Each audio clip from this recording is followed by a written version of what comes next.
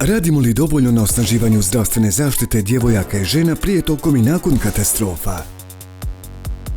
Katastrofe pogađaju sve grupe stanovništva, pri čemu posebno ranjivu skupinu stanovništva čine trudnice i porodilje, koje imaju prioritet u pružanju usluga zdravstvene zaštite.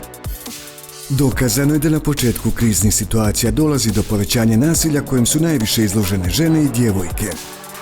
Globalni podaci pokazuju da žene imaju 14 puta veću vjerovatnoću da će izgubiti život tokom katastrofa u odnosu na muškarce. Krizne situacije direktno pogađaju sam zdravstveni sistem, koji često ne može da pruži adekvatan odgovor na potrebu žena i djevojaka u oblasti seksualnog i reproduktivnog zdravlja, trudnoća, porođaj i period nakon porođaja, seksualno prenosivih bolesti uključujući HIV, AIDS, nasilje i drugo. Stoga je od posebne važnosti povećati spremnost lokalnih zajednica za pružanje adekvatnog odgovora, kao i redovna edukacija zdravstvenih radnika i drugih profesionalaca iz lokalnih zajednica o životno spašavajućim uslugama u ovoj i oblasti rodno zasnovanog nasilja tokom kriznih situacija. Za svaki slučaj budimo spremni.